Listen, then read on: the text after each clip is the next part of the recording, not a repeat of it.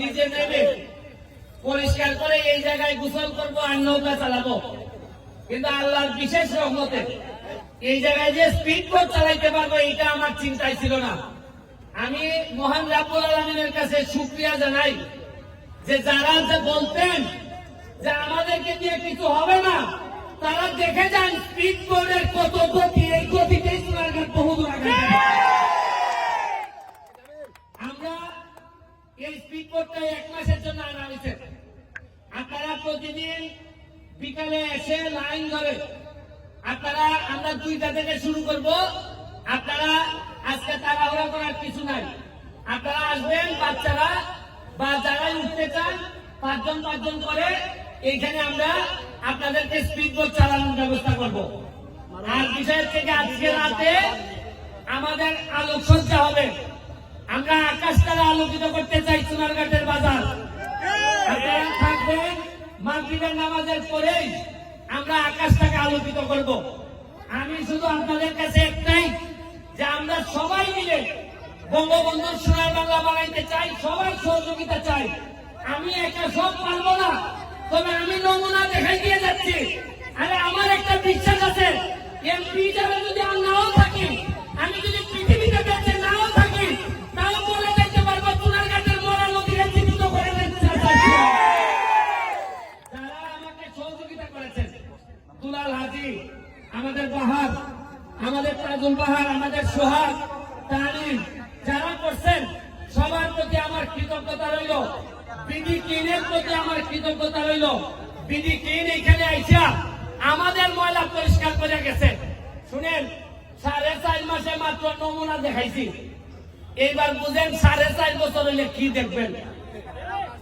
পরিষ্কারের কাজ পুরা 3 কিলোমিটার রাস্তা হবে, ওয়াকওয়ে হবে, এই স্পিড বোট চলবে। এইখানে চেয়ার টেবিল দিয়ে আপনারা বসে বিকালবেলা চা খাবেন এবং সুন্দর পানির ব্যবস্থা করব।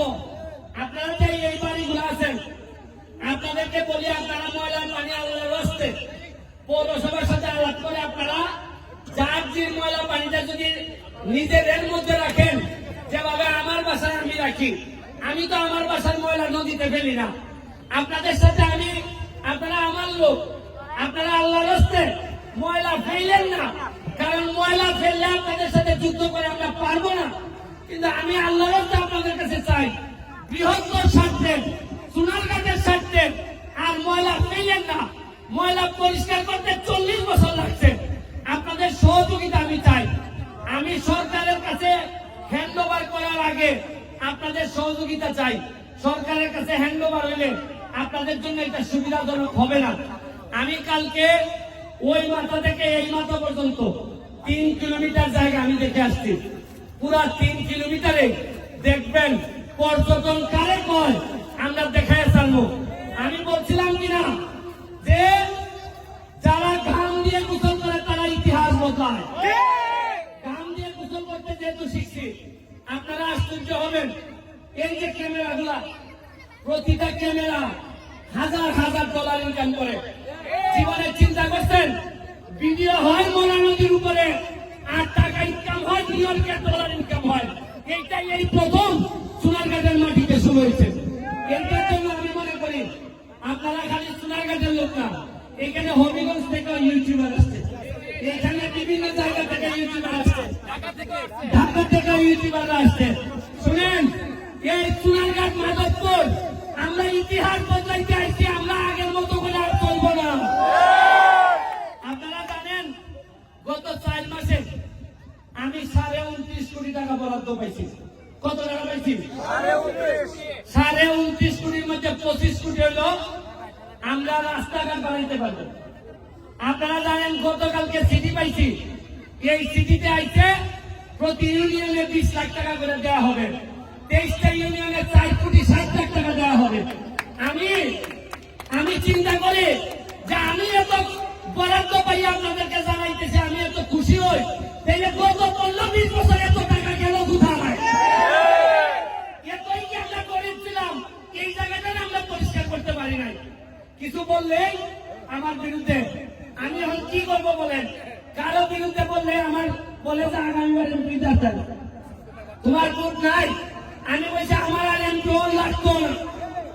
আরে নিজের জন্মস্থানের সেবা 5 বছর পাইছি, এর যে সৌভাগ্য আর কিছু হয় না, এটাই আমার জন্য যথেষ্ট।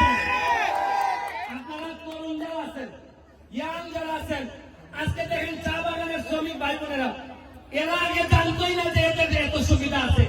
আমি কথা দিচ্ছি, আমার এলাকায় যত চা বাগানের শ্রমিকরা আছেন তাদেরকে একটা পর্যটন নগরী বানাইয়া এরা যেন আর পিছনে তাকাইতে না হয়, এই ব্যবস্থা আমি করে দিব। সত্যি আমাদের যারা বাচ্চারা আছেন, আমরা একটা ইংলিশ মিডিয়াম স্কুল চালু করছি। আমরা ইংলিশ মিডিয়াম বাচ্চারা পর্যটন নগরী বানাইতে গেলে ইংলিশ লাগবে, পর্যটন নগরী বানাইতে গেলে কম্পিউটার লাগবে। আমরা কম্পিউটারের ট্রেনিং শুরু করছি। আমরা ইংলিশের সাইকোর্স কোচিং এর সাইকোর্সকে নিয়ে আসছি আমরা সোনারগাঁও যাদবপুরে। খালি এটা না, আপনারা জেনে খুশি হবেন, হেলিকপ্টার আইসা কোম্পানিরা আমার কাছে টাকা চাইছে। তারা সিলেট যাওয়ার সময় এরা সোনারগাঁতে স্টপেজ দিতে চায়। যেভাবে কাউন্টার স্বাস্থ্যগঞ্জে যেভাবে কাউন্টার আছে, এনা গাড়ি দাঁড়ায়। আমার সাথে কথা হইতেছে, সোনারগাঁতে হেলিকপ্টারের কাউন্টার হবে। হেলিকপ্টার নামে আপনারা নিলেন না কেন?